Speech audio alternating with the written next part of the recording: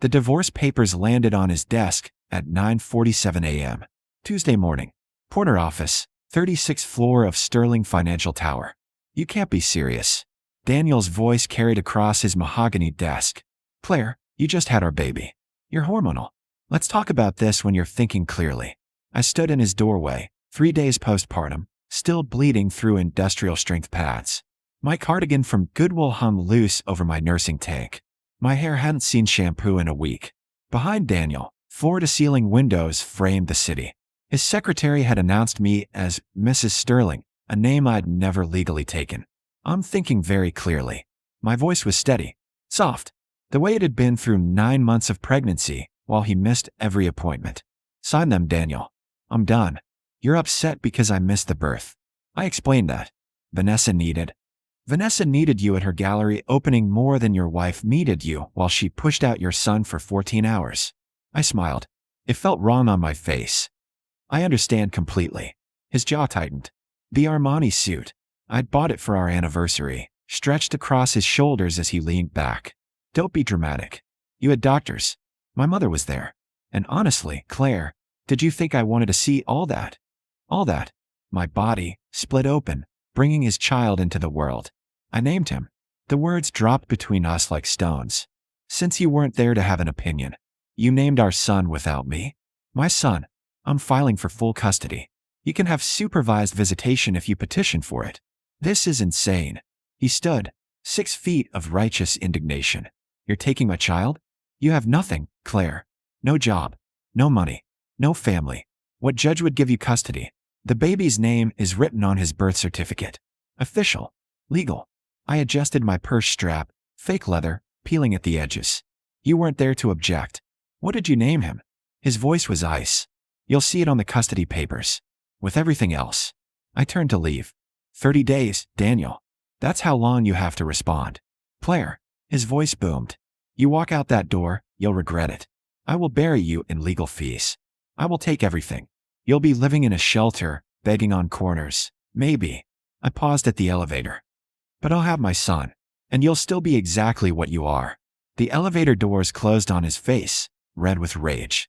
But let me take you back to where this really started. 7 days earlier. 7 days earlier, the contractions started at 4:23 a.m. Tuesday. Our apartment, his apartment, in the Riverside Luxury Towers. 2 bedrooms, marble counters, views of the water. I'd been sleeping in the nursery for 3 weeks.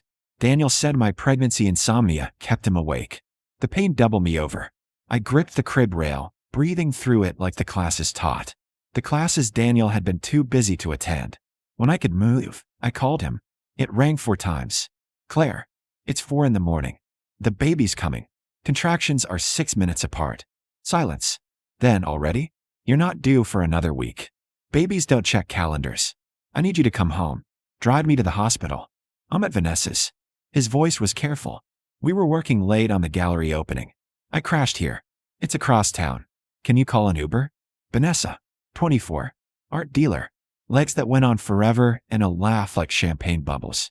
I'd met her twice at company functions. She'd looked through me like glass. You want me to Uber to the hospital? In labor? Alone? Claire, don't be dramatic. Women do this all the time. I'll meet you there as soon as I can. Another contraction hit. I gripped the phone, breathing through it. Daniel, please. I'm scared. You're strong. You'll be fine. St. Mary's, right? I'll be there in 2 hours. 3 tops. The line went dead. I stood in the nursery I'd decorated alone. The crib I'd assembled from YouTube videos. The walls I'd painted pale blue while Daniel worked late, always working late. I called another number. The one I'd kept secret for 9 months. She answered on the first ring. Claire. Mom. My voice broke. He's not coming. The baby's coming and he's not coming. I'm 20 minutes away. Pack your bag. I've got you. St. Mary's Hospital smelled like disinfectant and fear. 7:34 a.m. Labor and delivery, 4th floor. My mother held my hand through every contraction. Stroked my hair. Breathed with me. Told me I was strong. I was brave. I was everything. Daniel didn't call. At 11:15 a.m., my water broke. The nurse, Maria, checked my progress. You're at 7 centimeters. Won't be long now. My husband. I couldn't finish. Maria squeezed my hand. She wore scrubs covered in cartoon storks. Her eyes were kind. Some men can't handle the reality of it. But you're doing this. You're already a mother.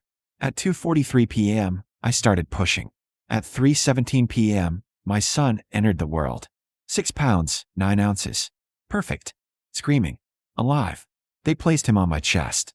Warm, wet, impossibly small. His eyes, barely open, found mine. Hi, baby, I whispered. I'm your mom. I've got you. I've always got you. My mother was crying. He's beautiful, Claire. He's perfect. Daniel called at 4:02 p.m. Hey, sorry, traffic was insane. Vanessa's opening ran long. I'm just leaving now. How are you feeling? Through the phone, I could hear music. Laughter. The clink of glasses. He was still at the gallery. I had him. My voice was hollow. An hour ago. We're both fine. That's great. See, I knew you'd be okay. I'll be there soon. Maybe another hour. Daniel arrived at 7:34 p.m. 4 hours after his son was born. He wore the same Armani suit from the morning, but his tie was loose. Lipstick, not my shade, marked his collar. Claire. He breezed in like he was early, not catastrophically late. Sorry, babe. The day got away from me. Where's my boy? My mother stood from the chair by my bed. She'd been there for 13 hours. Her clothes were rumpled, her eyes exhausted, but she straightened to her full height. You can leave now. Her voice could cut glass. Excuse me. Daniel's smile faltered. This is my wife. My son. Your wife labored alone. Your son was born without his father. My mother stepped closer. You smell like perfume and champagne. So I'll ask you again, leave. Claire. He looked past her at me. Tell your mother I'm welcome here. I was holding our son. My son. This tiny human who'd spent 9 months beneath my heart. Who'd fought his way into the world while his father chose cocktails over contractions. What's his name? I asked quietly. Daniel blinked. What? Your son. What's his name? We hadn't decided. I thought we'd figure it out after. After you bothered to show up? My mother's voice was acid. I'm here now. His voice rose. The baby, startled, made a small sound. Daniel didn't seem to notice. Claire, this is ridiculous. I had a work obligation. Vanessa's gallery opening was important. I told you I'd be here when I could. Vanessa. I looked down at my son's face. Your mistress's art show was more important than your child's birth. She's not We're not. He ran a hand through his hair. Jesus, Claire. You're being paranoid. I work with her. That's all. You have lipstick on your collar. You smell like her perfume. You chose her event over our baby. I met his eyes. But you're right. You made it here eventually. So here's your son. I held the baby out slightly. Daniel stepped forward, uncertain. His name is Richard. I pulled our son back to my chest. After my father. The man who actually showed up when his children needed him. You named him without me? Daniel's face flushed. That's my right as a father. You lost that right when you abandoned us. My mother moved between us. The birth certificate is already filed. Legal and binding. You weren't here to sign it. This is insane. Daniel pulled out his phone. I'm calling my lawyer. You can't just. I can. I did. I kissed Richard's forehead. And in 30 days, I'm filing for divorce and full custody. The room went silent. Even the machines seemed to hold their breath. Divorce. Daniel said it like a foreign word. You're going to divorce me? And take my son? With what money, Claire? What lawyer? You have nothing. I have my mother. I have my son. I have my self-respect. I smiled. That's more than you have. This is about Vanessa. He laughed, sharp and bitter. You're jealous. I miss one day. One important day, I'll admit. And you burned down our marriage. One day. My mother's voice was quiet now. Dangerous. You missed the anatomy scan. The glucose test. Every prenatal class. The hospital tour. The last 4 months of pregnancy. You slept at the office more than home. I was building my career. Providing for my family. You were building a lie. I adjusted Richard in my arms. And I'm done living in it. Daniel's jaw clenched. Fine. You want a divorce? I'll give you one. But Claire. He leaned down, voice dropping. I will take you apart in court. I'll prove you're an unfit mother. Unstable. Emotional. You'll get nothing. Not the apartment. Not the car. Not our son. Our son's name is Richard. My voice didn't shake. And you're going to leave now. This isn't over. He straightened his jacket. You have no idea what you're starting. I know exactly what I'm starting. I looked at him. Really looked at this man I'd married. Handsome, ambitious, hollow. I'm starting my life. The one that doesn't include you. He slammed the door on his way out. Richard started crying. Show baby. I rocked him gently. He's gone. We're okay. We're going to be okay. My mother sat on the edge of the bed, stroking Richard's head. Claire. Honey. He's going to fight this. His family has money. Lawyers. Connections. I know. You'll need help. Real help. I know that too. I looked at her. Mom.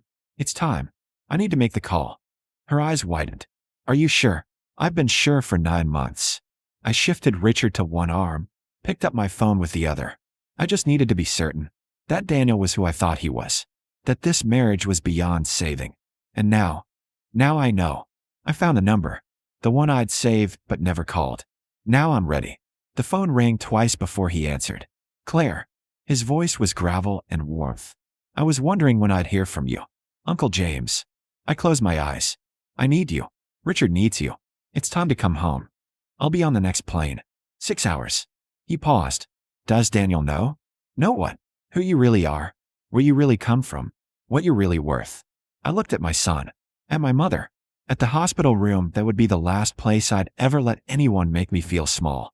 Not yet. I smiled. But he's about to find out. The custody hearing was scheduled for 9 a.m. Friday.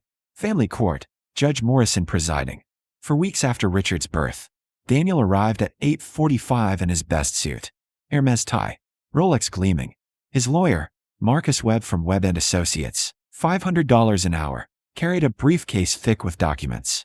I sat on the bench outside the courtroom in my Goodwill dress, nursing Richard, a blanket draped for modesty. My mother beside me, holding a diaper back. We looked exactly like what Daniel thought we were. Desperate, poor, outmatched. Claire. Daniel's voice dripped false sympathy. You still have time to settle this reasonably. Sign over custody. Take the $50,000 I'm offering. Walk away. $50,000. I didn't look up from Richard. For my son. For 10 years of marriage. For being reasonable. Marcus Webb stepped forward. Mrs. Sterling, my client is being generous. You have no income, no assets, no home. The court will see you cannot provide. Miss Chun, actually. A new voice cut through the corridor. British accent. Seville rose suit.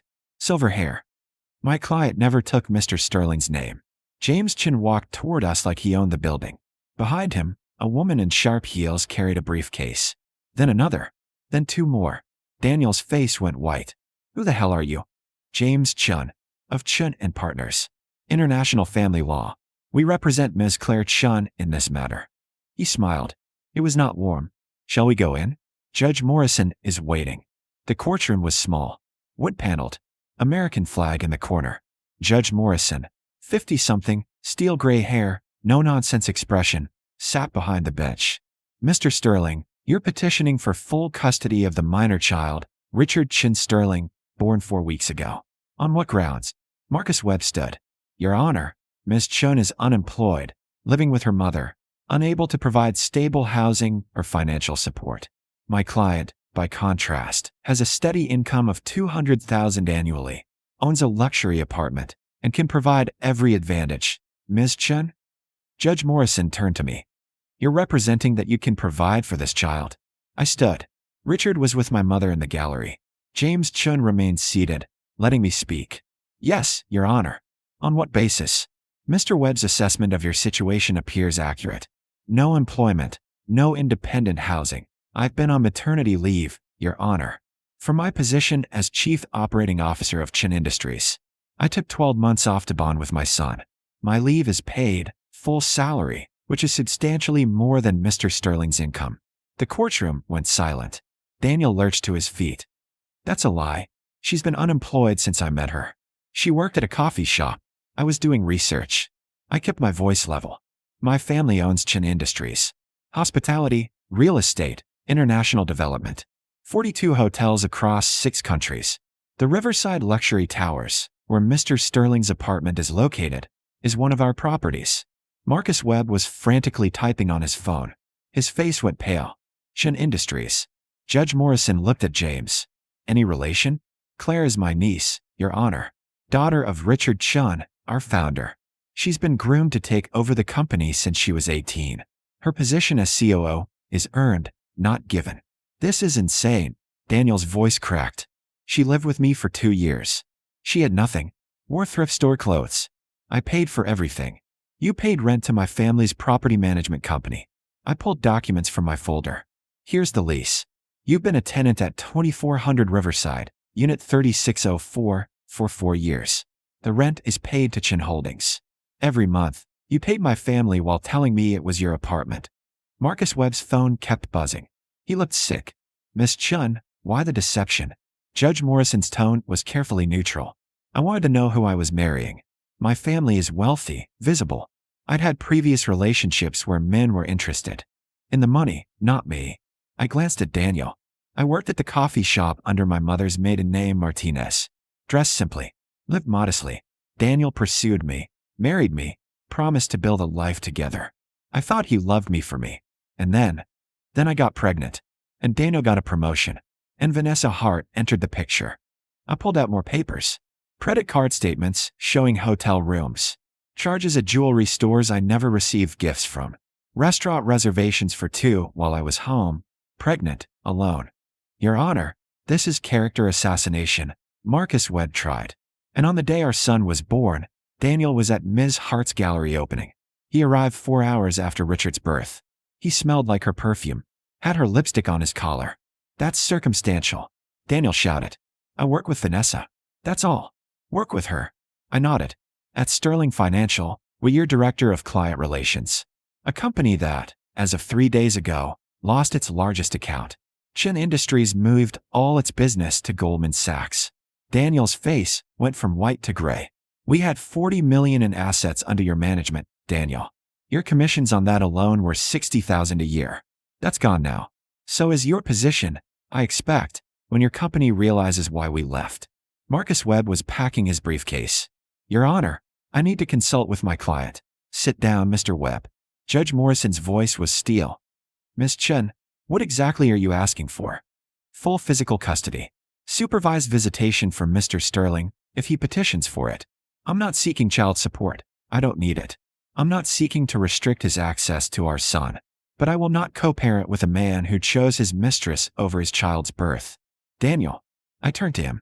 You had one job on the most important day of our lives. Show up. Hold my hand. Meet your son. You couldn't do it. You won't do it. So I'm doing it. I'm being the parent Richard deserves. Your Honor. Daniel's voice was hoarse. I love my son. I want to be his father. Then be one. Judge Morrison looked at him over her glasses. Supervised visitation, every other weekend, 3 hours per visit. He'll take parenting classes. Ms. Chin maintains full custody. We'll revisit in 6 months to assess your involvement. The gavel came down. It was over. 6 months later, I sat in the rooftop garden of Chin Tower. 52nd floor. Richard in my arms, 8 months old now. His laugh sounded like joy. Daniel had attended 5 supervised visitations. Missed 7. Completed 2 of the required 12 parenting classes. His new lawyer had filed to reduce his visitation to once monthly. Daniel was dating a model in Los Angeles now, traveling frequently, building a new life that, apparently, still didn't have room for his son. I wasn't surprised. Or hurt. Or angry anymore. I was free. Claire. My Uncle James joined me on the bench. The board is asking when you'll be back full-time. Richard starts daycare next month. I'll be back then. Hard time at first. No rush. You've earned this time. He tickled Richard's foot. The baby giggled. He looks like you. Thank God. Not a bit of Daniel in him. He has Daniel's stubbornness. And his determination. I kissed Richard's head. But he'll learn to use it better. I'll make sure of that. My mother appeared with lunch from the restaurant downstairs. One of our properties, 5-star, Michelin-rated, booked 6 months out. We ate together, 3 generations, while Richard played with his toys. Below us, the city sprawled.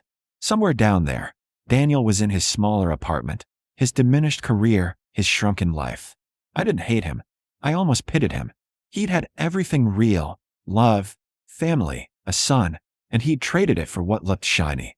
Status, image, an affair that lasted 3 months before Vanessa moved on to someone wealthier. I'd been underestimated my entire adult life. Too quiet, too simple, too humble. People saw the thrift store close and assumed I had nothing. But I'd been playing the long game, testing, watching, learning who deserved my trust and who deserved my truth. Daniel had failed the test. Spectacularly. And now Richard and I were building something better. A life where showing up mattered. Where love was measured in presence, not presence. Where strength looked like a single mother in a courtroom, fighting for her son. My phone buzzed. A message from Daniel's lawyer. Client wishes to reduce visitation to quarterly. Please advise. I looked at Richard. He was reaching for the sky, trying to catch clouds with his tiny hands. You deserved better, I whispered to my son. But you have me. And that's everything. I texted back. Granted. Father may petition for reinstatement when ready to commit. Then I turned off my phone and focused on what mattered. My son's laughter. My mother's smile. My uncle's stories. This moment, this life, this victory that wasn't about revenge. It was about choosing myself. Choosing Richard. Choosing truth over pretense. Daniel had skipped the birth. I'd named the baby alone. Filed for divorce. Won custody. And in the end, I hadn't just won the battle. I'd won the life I actually wanted. The quiet woman with nothing had always been the heir to everything. She'd just been waiting for the right moment to stop pretending. And now, 43 floors up with her son in her arms, she was finally, completely, triumphantly herself.